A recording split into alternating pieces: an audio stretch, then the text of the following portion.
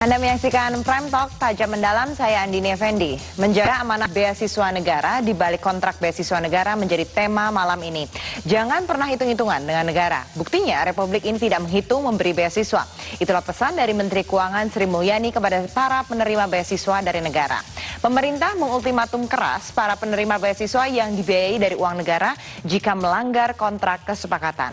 Nah, bagi penerima beasiswa, pemerintah yang tidak kembali ke tanah air saat tugas belajarnya berakhir, pemerintah menyiapkan debt collector untuk memastikan para penerima beasiswa yang kabur ke luar negeri mengembalikan dana negara tersebut. Perilaku wan prestasi yang dilakukan akademisi itu ditengarai sudah berlangsung lama. Ingin bekerja di negeri tempat penerima beasiswa tersebut belajar dengan gaji yang lebih besar menjadi salah satu pemicunya. Mengapa para penerima beasiswa pemerintah itu memilih tidak mengabdi untuk negeri? Apa jalan tengah mengatasi fenomena ini? Untuk menjawab dan mengulasnya sudah bergabung dari Yogyakarta, Bapak Ali Gufron Mukti, Dirjen Sumber Daya Iptek dan Pendidikan Tinggi Kemristek Dikti, dan juga bersama kami di studio analis pendidikan Bapak Indra Karismiaji. Silakan Mas Indra bergabung bersama kami. Selamat Mbak. Salam.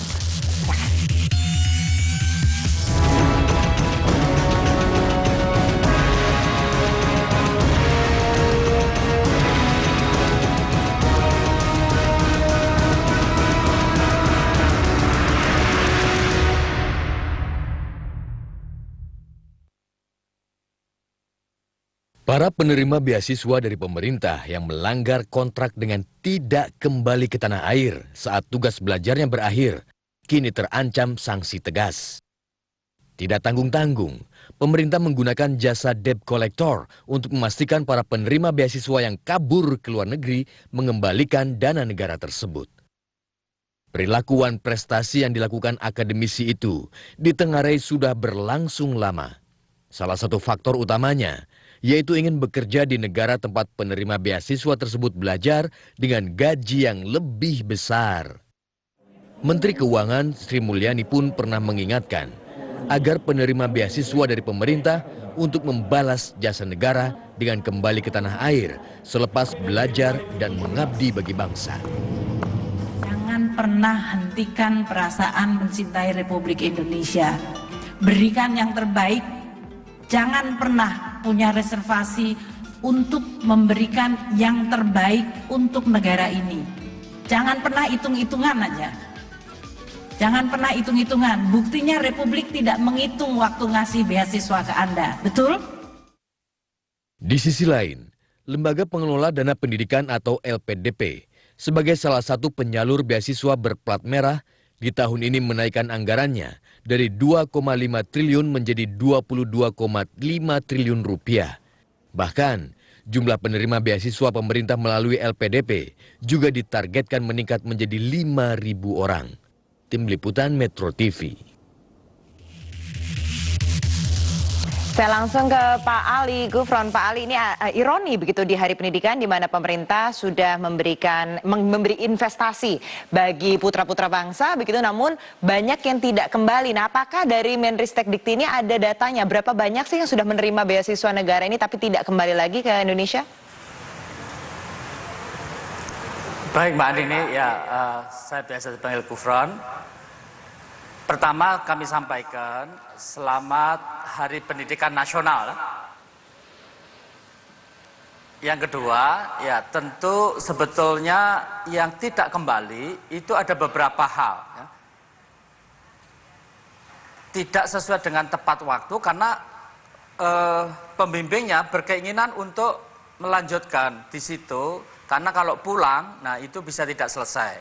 Atau alasan lain memang ada yang bekerja atau menikah, terutama yang wanita ya.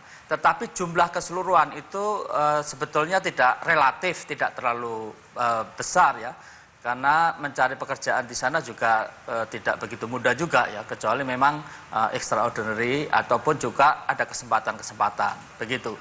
Jumlahnya yang sekarang ini yang masih aktif itu ada sekitar 874 ya, baik S2 ataupun S3 yang di luar negeri ya, yang tidak kembali itu kurang dari 20 orang.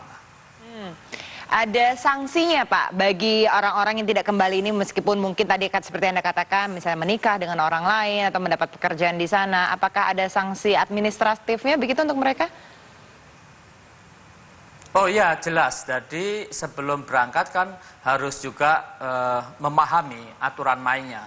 Mereka kalau tidak kembali dan sengaja ya, kemudian bekerja di sana, memang ada ya, itu harus mengembalikan 100% dari biaya yang sudah kita berikan, ditambah denda 100%. Jadi mengembalikan 200%, seperti itu. Oke, 200% dana. Tapi apakah di kontrak itu juga dijelaskan? Apa nanti bagaimana nasib mereka ketika mereka sudah kembali berdasarkan setelah dari dapat beasiswa dari negara ini? Apakah nantinya ada? Kalau zaman dulu kan bisa jadi PNS begitu. Kalau untuk sekarang seperti apa Pak? Jaminan mereka untuk bisa masuk ke lapangan kerja di Indonesia? Ya, itu kan ada dua. Satu, beasiswa untuk peningkatan kapasitas dosen, umumnya sudah menjadi dosen dan umumnya mereka sudah mendapatkan pekerjaan sebagai dosen.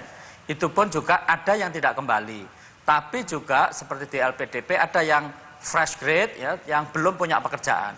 Yang belum punya pekerjaan itu bisa difasilitasi untuk mendapatkan pekerjaan yang sesuai.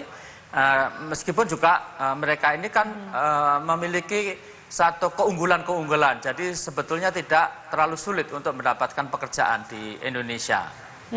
Kalaupun sampai tidak, kebanyakan mereka itu waktu kita tanya ya, kebanyakan inginnya itu jadi dosen begitu. Padahal kita kekurangan dosen-dosen yang hebat, dosen-dosen yang bagus begitu. Baik, Pak Ali, tapi juga salah satu alasan kenapa mereka tinggal di negara tempat mereka belajar itu adalah soal penghasilan, di mana mereka penghasilannya lebih tinggi, begitu, dan juga jaminan sosialnya di sana juga mungkin jauh lebih baik dinilai mereka, begitu, dibandingkan dengan Indonesia. Nah, bagaimana bisa mendapat package yang sama setelah orang ini mempunyai kualitas pendidikan lebih tinggi, dapat tawarannya juga lebih baik di negara lain, tapi Indonesia pun juga butuh mereka. Jadi apa yang bisa menyeimbangi penawaran yang diberikan di negara lain ini? Ya, tentu kita kan orang-orang Indonesia yang bagus itu umumnya ya penghasilan juga akan mengikuti menjadi bagus ya, karena kesempatan cukup banyak. Nah, awalnya ya itu memang kadang-kadang sulit itu untuk 1 tahun 2 tahun pulang ya, tetapi setelah itu lama-lama saya kira umumnya mereka memiliki pekerjaan yang cukup bagus ya dan strategis dan sangat dibutuhkan. Nah, memang ada beberapa orang-orang kita yang kemudian setelah pulang ke Indonesia lalu ke sana lagi untuk bekerja. Nah, seperti itu memang mereka memiliki gaji yang lebih tinggi, tetapi kita mengukurnya ya, mereka belum tentu loh punya rumah. Kalau pulang ke Indonesia itu umumnya mobil punya, rumah punya, dan lain sebagainya. Jadi mengukurnya memang penghasilan lebih tinggi, tapi daya belinya tidak setinggi kalau mereka bekerja di Indonesia. Oke, saya langsung ke Mas Indra. Mas Indra, ini bagaimana membalas jasa negara setelah putra-putra bangsa ini diberikan investasi begitu oleh negara, tapi mereka sebenarnya juga mendapatkan penawaran yang lebih baik di negara tempat mereka belajar? Sebetulnya kalau pengalaman saya hidup di luar negeri ya, yang tadi mungkin disampaikan oleh Pak Dirjen mungkin tidak sepenuhnya tepat ya, karena kita bekerja sebagai seorang pengantar pizza saja itu bisa $5.000 per bulan. $5.000 itu 75 juta per bulan. Itu level direktur di sini kan begitu. Dan harga mobil itu juga di luar negeri murah sekali. Ya kan? Kita bisa beli Mercy harga 300 juta kok, itu baru kan begitu. Jadi kalau kita lihat ya, kenapa banyak yang memilih tinggal di luar negeri, karena memang penghasilannya jauh lebih tinggi, ya kan? Dan kehidupannya juga lebih segala sistemnya udah lebih baik dan lain sebagainya. Nah kita bicara praktek ini memang sudah lama sekali terjadi dari zaman saya tahun 90-an kuliah saja sudah banyak sekali mereka yang memilih walaupun dibiayai oleh negara tapi tidak pulang karena dan ini ada satu hal yang menarik. Waktu saya memutuskan untuk pulang ke Indonesia, ada beberapa teman saya yang memutuskan tinggal di sana, kalau mereka dibiayai oleh negara, mengatakan, kamu ngapain sih pulang? Negara sedang kacau balau begitu kok. nanti aja kita pulang kalau negara sudah beres. Nah, mereka berpendapat seperti ini. Nah, Tapi kan sekarang kondisinya jauh lebih baik dibandingkan tahun 90-an begitu misalnya. tapi justru dengan pembicaraan itu saya menarik satu hal yang buat saya jadi berpikir. Ini kalau semua anak-anak Indonesia yang didikan luar negeri berpikirnya seperti ini, yang membereskan Indonesia siapa? Semuanya nunggu beres tapi nggak ada yang mau beresin kan begitu. Nah ini yang harus ditekankan ke anak-anak kita yang dikirim ke sana, kalau memang negara ini dengan SDA-nya yang begitu luar biasa, butuh SDM yang kompeten untuk mengelolanya. Jangan sampai justru malah orang asing yang datang ke sini untuk mengelola itu. Padahal kita punya ratusan juta masyarakat yang harusnya mengelola itu. Artinya perlu SDM-SDM yang memang kualifikasi di bidang tertentu begitu yang harus dibuka jalannya, aksesnya untuk di Indonesia. Itu poin yang menarik. Saya melihat selama ini pengiriman orang-orang kita ke luar negeri itu belum punya satu pola. Artinya begini, misalnya industri apa yang mau dikembangkan? Oke. kan? Itu kita bahas lebih lanjut lagi. Jadi harus pola industri apa yang mau dikembangin di Indonesia yang dibutuhkan oleh Indonesia sendiri. Setelah jeda pariwara berikut ini, tetaplah bersama kami.